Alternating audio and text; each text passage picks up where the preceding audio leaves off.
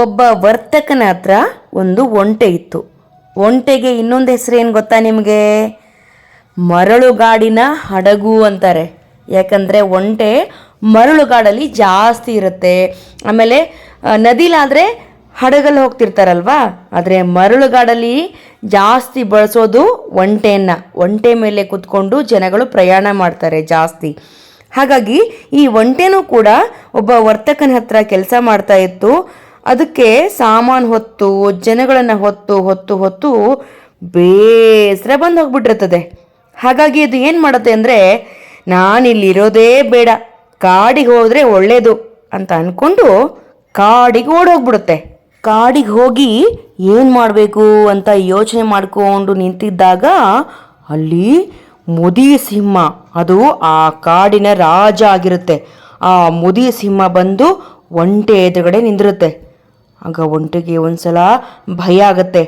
ಅದು ಸಿಂಹಕ್ಕೆ ನಮಸ್ಕಾರ ಮಾಡಿ, ನನ್ನನ್ನು ನೀವೇ ಕಾಪಾಡಬೇಕು ಸಿಂಹರಾಜ ಅಂತ ಕೇಳ್ಕೊಳ್ಳುತ್ತೆ. ಆಗ ಸಿಂಹ ಹೇಳುತ್ತೆ, ಆಗಲಿ ಒಂಟೆ, ಅಭಯ ನೀಡ್ತೇನೆ. ನೀನು ಈ ಕಾಡಲ್ಲಿ ಇರಬಹುದು, ಯಾವುದೇ ಭಯ ಇಲ್ಲದೆ ನಮ್ಮೆಲ್ಲರ ಥರ ನೀನು ಈ ಕಾಡಲ್ಲಿ ಇರಬಹುದು ಅಂತ ಹೇಳುತ್ತೆ. ಈ ಮುದಿ ಸಿಂಹರಾಜಕ್ಕೆ ಊಟ ತರಕ್ಕೆ, ಅದಕ್ಕೇನಾದರೂ ಬೇಕಾದರೆ ವಸ್ತುಗಳನ್ನೆಲ್ಲ ತರಕ್ಕೆ ಅಂಥೇಳಿ ನರಿ, ಕಾಗೆ ಮತ್ತು ಹುಲಿಗಳು ಸಿಂಹಕ್ಕೆ ಮಂತ್ರಿಗಳಾಗಿರ್ತವೆ. ಅವು ಪ್ರತಿದಿನ ಸಿಂಹಕ್ಕೆ ಆಹಾರ ಒದಗಿಸೋದು ಅವುಗಳ ಕರ್ತವ್ಯ ಆಗಿರುತ್ತೆ. ಒಂದು ಸಾರಿ ಮಳೆಗಾಲ ಬರುತ್ತೆ. ಮಳೆಗಾಲ ಬಂದಾಗ ಸಿಂಹಕ್ಕೆ ಯಾವ ಆಹಾರನೂ ಸಿಗೋದಿಲ್ಲ. ಆಗ ಮಂತ್ರಿಗಳೆಲ್ಲ ಕೂತ್ಕೊಂಡು ಯೋಚನೆ ಮಾಡ್ತವೆ, ಈಗೇನು ಮಾಡೋಣ, ನಮ್ಮ ಸಿಂಹರಾಜನಿಗೆ ಯಾವ ಆಹಾರ ತಗೋಬೇಕು ಅಂತ ಎಲ್ಲ ಯೋಚನೆ ಮಾಡ್ತಾ ಕೂತಿರ್ತವೆ ಮಂತ್ರಿಗಳು.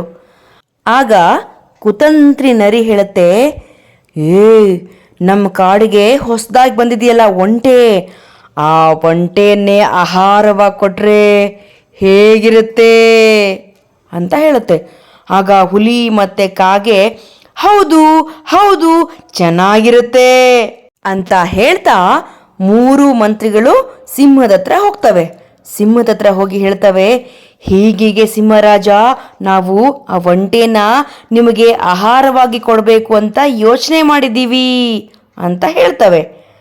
ಆಗ ಸಿಂಹ ಹೇಳುತ್ತೆ, ಇಲ್ಲ ಇಲ್ಲ, ಅದೇ ಹೇಗಾಗುತ್ತೆ, ನಾನು ಆ ಒಂಟೆಗೆ ಅಭಯ ನೀಡಿದ್ದೇನೆ, ಒಂಟೆನ ಹೇಗೆ ತಿನ್ನಲಿ ನಾನು, ಅದು ಪಾಪ ಅಲ್ವಾ ಅಂತ ಸಿಂಹ ಹೇಳುತ್ತೆ.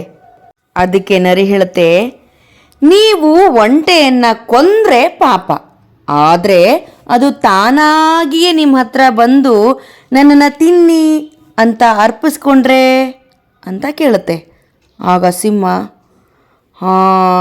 ಆಗ ನೋಡೋಣ ಅಂತ ಹೇಳುತ್ತೆ. ಸರಿ ಅಂಥೇಳಿ ನರಿ, ಕಾಗೆ ಮತ್ತು ಹುಲಿಗಳು ಒಂಟೆ ಹತ್ರ ಹೋಗಿ ಅದ್ರ ಗೆಳೆತನ ಮಾಡ್ತವೆ, ಅದ್ರ ಜೊತೆ ಆಟ ಆಡ್ತವೆ, ಎಲ್ಲ ಮಾಡಿ ಕೊನೆಗೆ ಹೇಳ್ತವೆ, ಒಂಟೆಯಣ್ಣ ನಮ್ಮ ಸಿಂಹರಾಜನ ಹತ್ರ ಹೋಗಿ ಬರೋಣ ಬನ್ನಿ ಅಂತ ಸಿಂಹದ ಹತ್ರ ಆ ಒಂಟೆನ ಕರ್ಕೊಂಡು ಬರ್ತವೆ.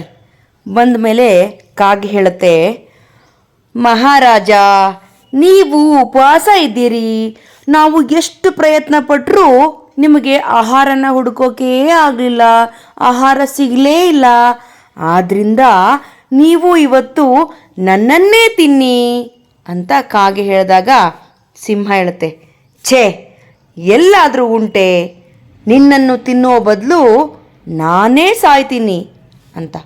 ಆಗ ನರಿ, ಹಾಗಾದರೆ ನನ್ನನ್ನು ತಿನ್ನಿ ಸಿಂಹರಾಜ ಅಂತ ಕೇಳುತ್ತೆ. ಅದಕ್ಕೆ ಸಿಂಹ, ಎಂದಿಗೂ ಆಗೋದಿಲ್ಲ, ತಿನ್ನೋದಿಲ್ಲ ನಾನು ಅಂತ ಹೇಳುತ್ತೆ. ಅಲ್ಲೇ ಇದ್ದಂಥ ಹುಲಿಯೂ ಕೂಡ ಹೇಳುತ್ತೆ, ನನ್ನನ್ನು ತಿನ್ನಿ ಸಿಂಹರಾಜ ಅಂತ. ಅದಕ್ಕೂ ಸಿಂಹ, ಆಗಲ್ಲ, ಒಲ್ಲೆ, ನಾನು ಯಾರನ್ನು ತಿನ್ನೋದಿಲ್ಲ ಅಂತ ಹೇಳುತ್ತೆ.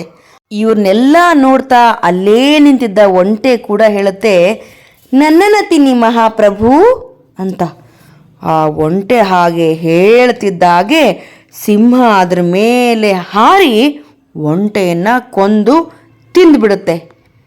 ಇದರಿಂದ ನೀವೇನು ಅರ್ಥ ಮಾಡ್ಕೋಬೇಕು? ದುಷ್ಟರಿಂದ ದೂರವಿರುವುದೇ ಲೇಸು.